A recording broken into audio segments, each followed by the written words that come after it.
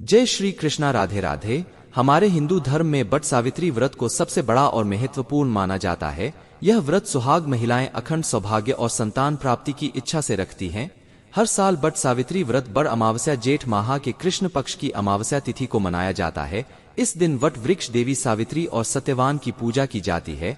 आज की इस वीडियो में हम जानेंगे साल 2024 में वट सावित्री व्रत कब किया जाएगा, तिथि क्या रहेगी, पूजा का शुभ समय क्या रहेगा, पूजा सामग्री क्या रहेगी और पूजा विधि के बारे में भी जानेंगे। तो चलिए वीडियो को शुरू कर लेते हैं। साल 2024 में वट सावित्री व्रत 6 जून गुरुवार को रखा जाएगा। अमावस्या की तिथि 5 जून यानी बुधवार की शाम को 7:54 से प्रारंभ होगी और 6 जून गुरुवार की शाम 6:07 पर समाप्त होगी। दोपहर 12:02 से 2:04 तक का बहुत ही शुभ समय है। इस समय में आप वट सावित्री व्रत की पूजा कर सकते हैं।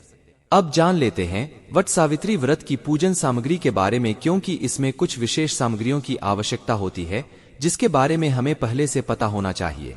चलिए सबसे पहले हमें चाहिए देवी सावित्री और सत्यवान की प्रतिमा, बांस का पंखा, कलावा, फल फूल, रोली, सुहाग का सामान, पूरियां, चना, बरगद के फल, सिंदूर, जल से भरा कलश और रोली। यह सभी कुछ मुख्य पूजन सामग्री है जिनकी हमें आवश्यकता होगी। इसके अलावा आप अपने घर की मान्यता के अनुसार अगर कोई पूजन सामग्री आपके यहाँ रखी जाती है तो वो भी रख सकते हैं।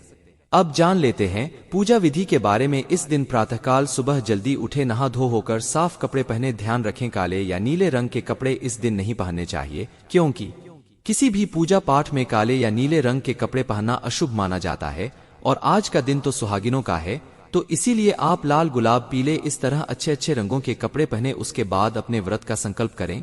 पूजा स्थल पर जाकर धूप दीप जलाकर सारी पूजन सामग्री एकत्रित करके एक बांस की टोकरी में 7 तरह के अनाज और दूसरी टोकरी में देवी सावित्री और सत्यवान की प्रतिमा रखें। अब वटवृक्ष के नीचे देवी सावित्री और सत्यवान की प्रतिमा को स्थापित करके सबसे पहले वटवृक्ष पर जल चढ़ाकर कुमकुम, अक्षत, रोली, पूरिया और बरगद का फल अर्पित करें। अगर आपके आसपास वटवृक्ष नहीं है, बरगद का पेड़ नहीं है या फिर आप वहां पर बैठकर पूजा नहीं कर पा रहे हैं, तब आप कहीं से आपके आसपास कोई नर्सरी होगी या कहीं दूर कोई बरगद का पेड़ होगा तो वहां से आप एक टहनी तोड़ कर ले आए और घर लाकर उसे लोटे में लगा ले या गमले में लगा ले और वहां पर बैठकर आप पूजा कर सकते हैं। और आपको बिल्कुल इसी तरह से पूजा करनी है जैसे आप वट वृक्ष की पूजा कर रहे हैं। यह सभी सामग्री अर्पित करने के बाद सूत के धागे को वटवृक्ष के पास 7 या 12 चक्कर लगाते हुए बांध ले।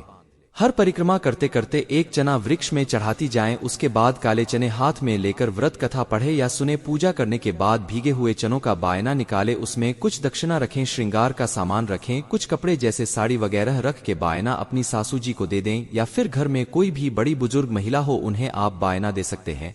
पूजा के बाद ब्राह्मणों को अपनी सामर्थ्य के अनुसार दान दक्षिणा दें। पौराणिक कथाओं के अनुसार वटवृक्ष में ब्रह्मा, विष्णु और महेश 3 देवताओं का वास माना गया है। वटवृक्ष के नीचे ही सावित्री ने अपने पति सत्यवान को जीवित किया था, इसीलिए आज के दिन वटवृक्ष का बहुत महत्व होता है। बरगद के पेड़ के नीचे बैठकर पूजा की जाती है और व्रत कथा पढ़ी जाती है।